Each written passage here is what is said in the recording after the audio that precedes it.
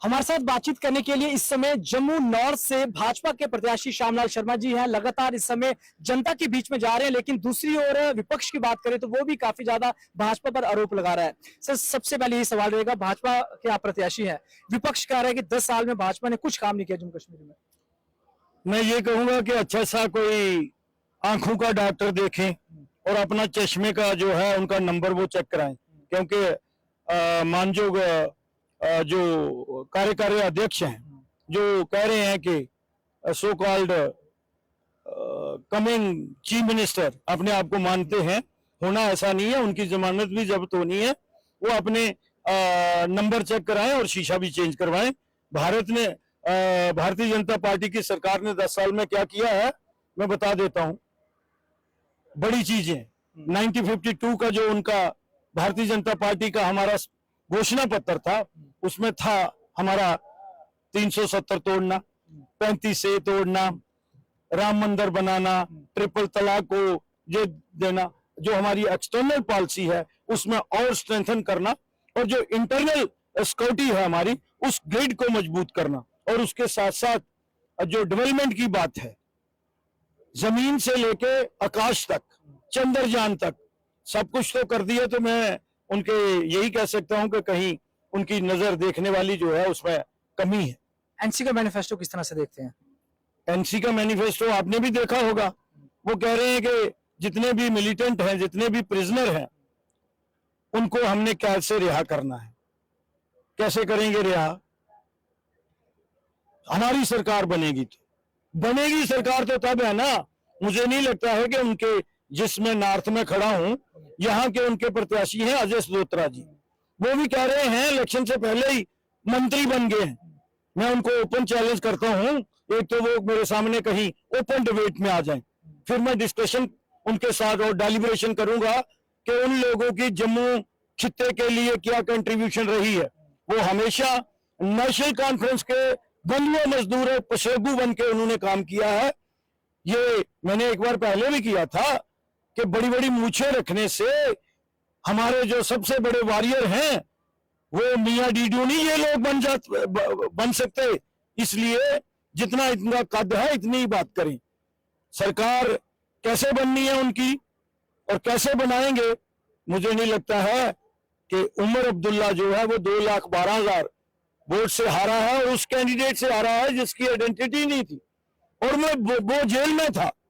अब पता चलता है कि कहीं उसको जेल से कंडीशनल बेल मिली है, वो अपने घर को देखें।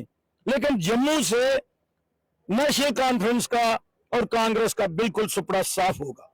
टेलीविजन को अगर क्या भाजपा की रणनीति, क्योंकि टेलीविजन काफी समय से जो है परमानेंट होने की मांग कर रहे हैं। नहीं, एक बात रह गई आपकी, उनका मैनिफेस्टो रह गया।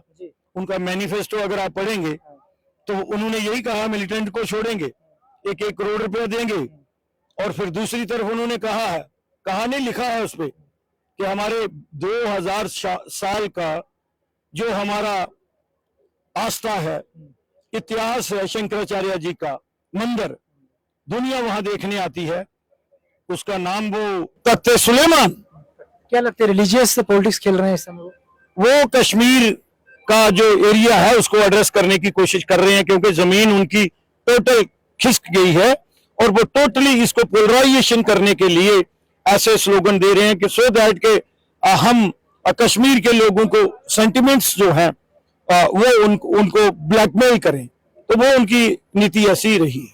सर, डेली बेसिस को लेकर हमने कहा है, हमारा संकल्प पत्र में है, परमानेंट होंगे, बिल्कुल उनको रेगुलराइज करना है, और वो जेन्युइन डिमांड है, और वो बड़ी लॉन्ग पेंडिंग और इन्हीं लोगों की वजह से है, कांग्रेस और नेशनल कॉन्फ्रेंस की वजह से। सर, आखिरी सवाल है, आपकी विधानसभा में अगर आप विधायक बनते हैं तो पहली प्रायोरिटीज क्या रहेंगी? बेसिक 5 प्रायोरिटी होती है। पहली तो होती है health facility, education, connectivity, drinking water, and then electricity का हमारा सिस्टम कैसा होना चाहिए।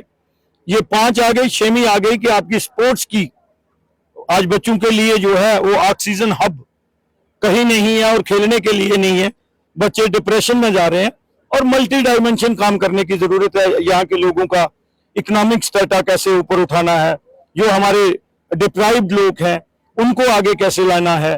तो ये सारी सेक्शन पे मल्टी डायमेंशन में काम करना पड़ेगा, लेकिन पहली 6 मेरी प्रायोरिटीज है। युवाओं के लिए रोजगार को लेकर हमने वादा किया है, संकल्प लिया है कि 5 लाख रोजगार, जिसमें सरकारी नौकरियां भी होंगी और प्राइवेट एवेन्यू भी क्रिएट करेंगे। इस कॉन्स्टिट्यूएंसी में कोई भी इंडस्ट्रियल एस्टेट नहीं है, लैंड हमारे पास हम अवेलेबल कर लेंगे।